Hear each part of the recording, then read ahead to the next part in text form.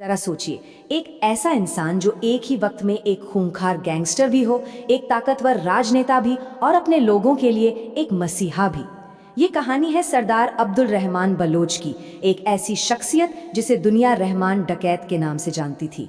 आज हम इसी पहेली को सुलझाने की कोशिश करेंगे। और उनकी जिंदगी का सबसे बड़ा, कह सकते हैं, पैराडॉक्स यहीं से शुरू होता है।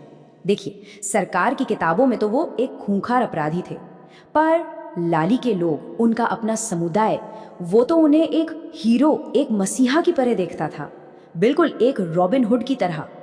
अब देखिए, एक तरफ सरकार कहती है कि उन पर हत्या, अपहरण, ड्रग्स, मतलब 100 से भी ज्यादा जुर्मों के इल्जाम थे, और दूसरी तरफ हजारों हजार लोग उनके जनाजे में शामिल हुए, उनकी मौत का मातम मना रहे थे।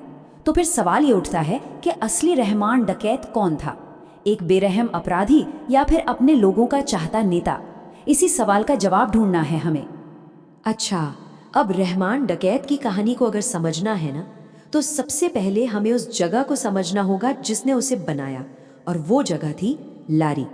कराची का ये बेचैन सा इलाका सिर्फ उसका घर नहीं था, नहीं, ये तो वो भट्टी थी जिसमें वो तप कर निकला था।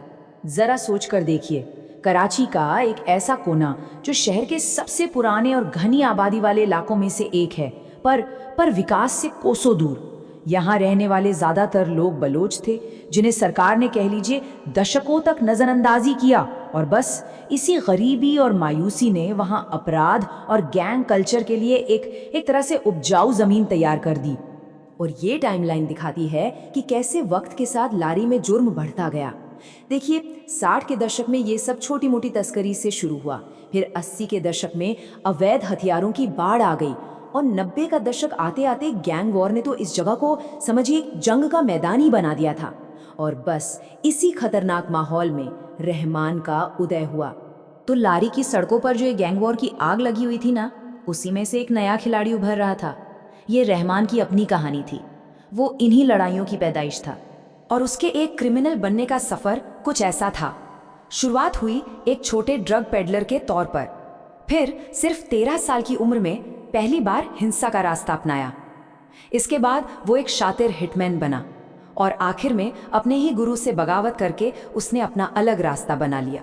और यहीं पर उसकी जिंदगी में एक बहुत ही स्याह मोड़ आता है। देखिए, ये अफवाहें हैं, लेकिन कहा जाता है कि जब उसके दुश्मन बाबू डकैत ने यह दावा किया कि वो रहमान का असली बाप है, तो रहमान ने गुस्से में अपनी ही माँ की हत्या कर दी। सोचिए जरा, ये दिखाता है कि उस वक्त गैंग वॉर कितने पर्सनल और कितने कितने क्रूर हो चुके थे। फिर साल आया 1997। रहमान पुलिस की हिरासत से भाग निकला, और ये उसके लिए एक बहुत बड़ा टर्निंग पॉइंट था। इसके बाद तो उसने अपनी ताकत और अपनी जुर्म का दायरा लारी से बाहर बहुत तेजी से फैलाना शुरू कर दिया। पर रहमान सिर्फ एक गैंगस्टर बनकर रह नहीं जाना चाहता था। उसे ये बात समझ आ गई थी कि असली ताकत बंदूक में नहीं, राजनीति में है। और बस यहीं से उसकी पूरी स्ट्रैटेजी बदल गई, एक ऐसा बदलाव जिसने उसे एक गैंगस्टर से एक सरदार बना दिया। इसके लिए उसने एक संगठन बनाया, नाम था पीपल्स अमन कमेटी। अब कहने को, मतलब कागजों पर, इसका मकसद लारी में अमन चैन कायम करना था, लेकिन इस अमन की एक छिपी हुई कीमत थी। मतलब इस कमेटी के ना 2 चेहरे थे।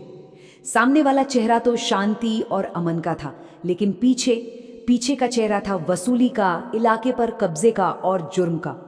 और सबसे बड़ी बात, उसे पाकिस्तान की एक बड़ी पॉलिटिकल पार्टी पीपीपी की शह भी हासिल थी, जिसने उसे और भी खतरनाक बना दिया था।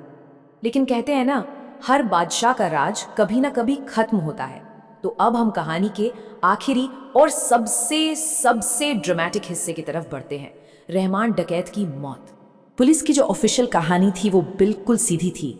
9 अगस्त 2009 की रात को कराची के जाने माने पुलिस अफसर चौधरी असलम के साथ एक मुठभेड़ हुई, और उसमें रहमान और उसके 3 साथी मारे गए। पर क्या यही पूरी सच्चाई थी? कहानी यहाँ खत्म नहीं हुई। असल में यहीं से एक बहुत बड़ा सवाल खड़ा हुआ। क्या ये सच में एक मुठभेड़ थी, या फिर एक सोची समझी साजिश जिसे फर्जी एनकाउंटर का नाम दे दिया गया? और इस शक को, इस फर्जी एनकाउंटर की थ्योरी को तब और हवा मिली जब पाकिस्तान के एक बड़े नेता जुल्फिकार मिर्जा ने पब्लिक में ये बयान दे दिया। उन्होंने न सिर्फ ये माना कि रहमान को मरवाने के पीछे वो थे, बल्कि अपने किए पर अफसोस भी जताया।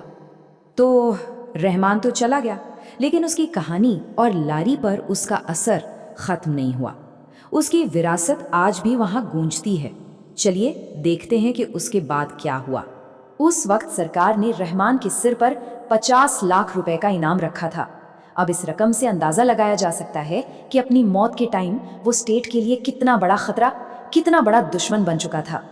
और उसकी मौत से पता है, हिंसा का वो जो चक्र था वो रुका नहीं, बिल्कुल नहीं, बल्कि उसकी जगह ले ली उसके ही एक रिश्तेदार उजैर बलोच ने।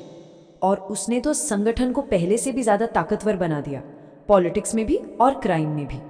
और एक मजेदार बात यह है कि रहमान की कहानी सिर्फ लारी की गलियों तक ही नहीं रही, बल्कि वो बॉलीवुड के बड़े पर्दे तक भी पहुंच गई। जी हाँ, 2025 में एक फिल्म आई थी धुरंधर, जो उसी की कहानी पर थी।